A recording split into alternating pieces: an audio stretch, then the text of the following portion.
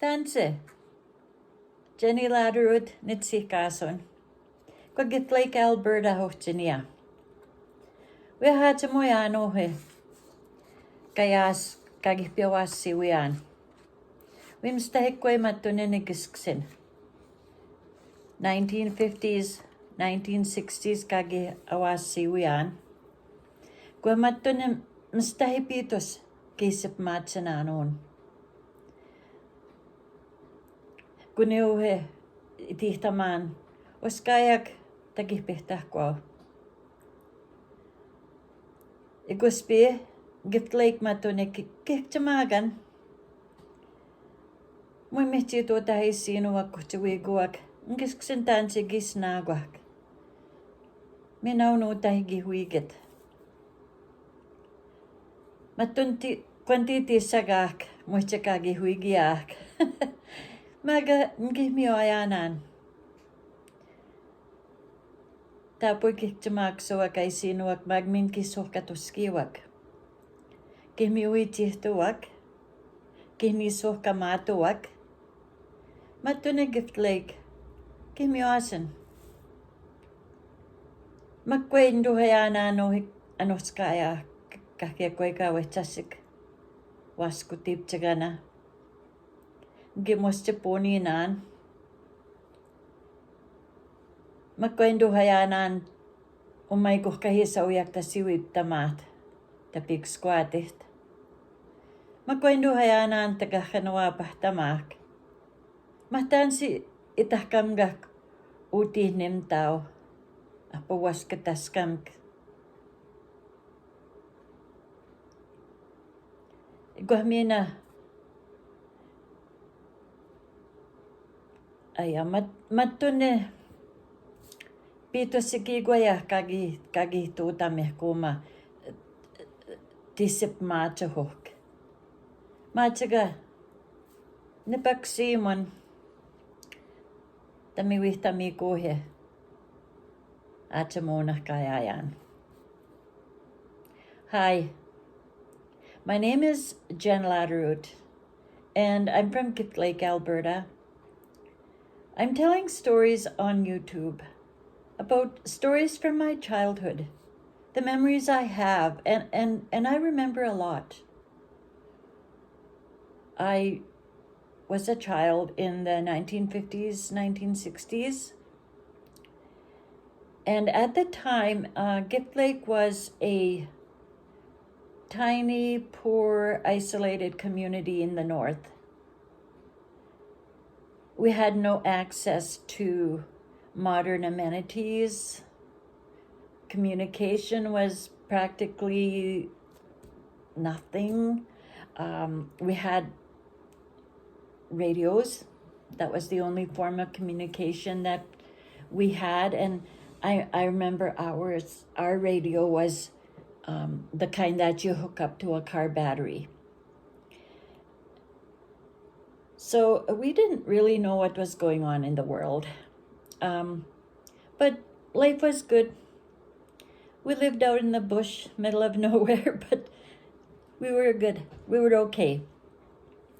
And I think these stories are important to tell for the younger generation because I tell them within a context of a very different life, of different lifestyle, different way of approaching life and making a living, and a different mindset, different values. So I hope that you enjoy them. Today's story is going to be about a time I was about 6 or 7 years old, and it's one of my most precious childhood memories. I remember it so clearly. One morning, I found out we were going to Whitefish Lake, which is the First Nation next to our community. And it was always exciting to go and visit family because they lived in Ming Creek, was on the other side of the reserve. And we went by horse and wagon, of course. That was our mode of transportation at the time. So it took 2 to 2.5 hours to get there. And when we got there, my dad was talking to some people, and he heard there was going to be a traditional feast that night. And he wanted to go. I heard him and Mom talking. And Mom was concerned that maybe we weren't prepared to stay the night. Well, we weren't really, because we didn't take a tent and few blankets. We always took blankets when we went somewhere, so we did have some.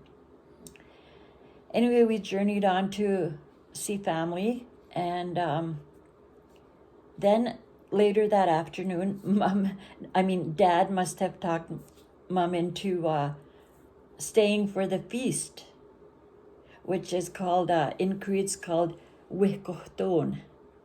That's what they used to call it, Wihkohton.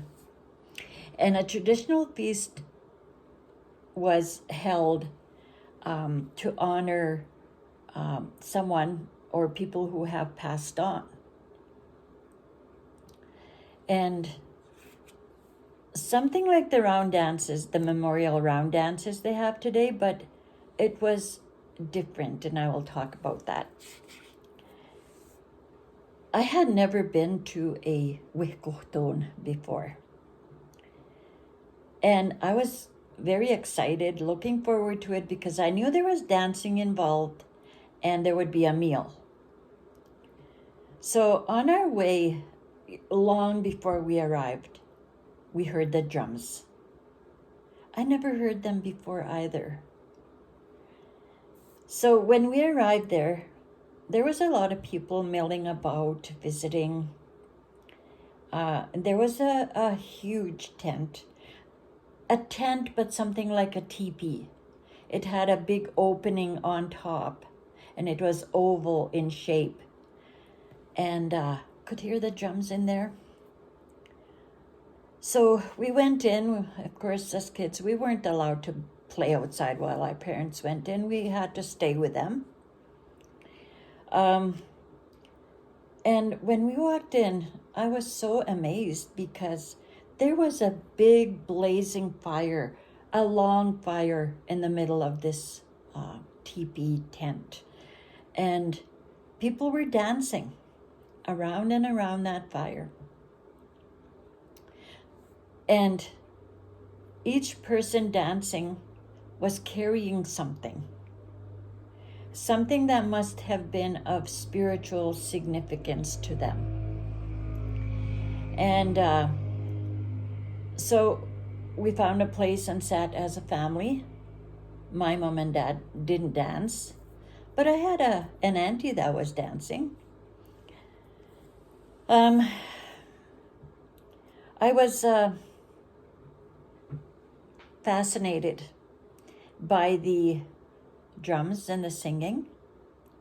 You know, the occasional guttural sound they made, or the yelping, the dancing. It was very interesting.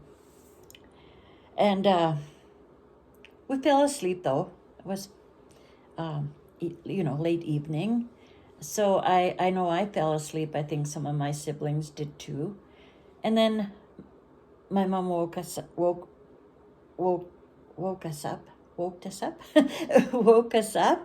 and we had some heart soup.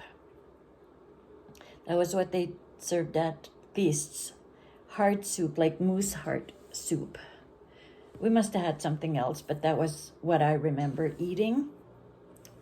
So we ate, and then I fell asleep again. And the next thing I remember is that we were moving. And I knew I was in the back seat, in the back of the wagon, laying down with my siblings under blankets. And it was one of the most memorable nights I remember, because it was so nice. The sky was clear. There was lots of stars. I could hear the horses' hooves on the road and the harness jingle. I could hear my mom and dad's voices talking in a low voices at the front where they usually sat. So I felt safe and secure knowing they were there and I could hear them.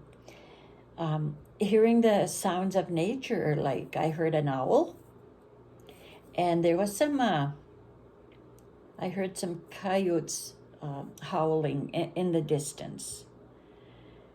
And it was just the most awesome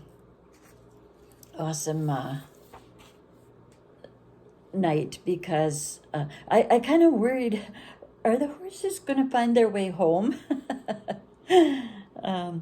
But yeah, that trip home in the dark with all of that is one of my treasured memories. And I will always remember that feast, Wikohton. How the beat of those drums took a hold of my 7-year-old heart. And you know what they still do when I hear them today. I'm so blessed and I feel fortunate that I saw that. And that I experienced that. And that is my story today.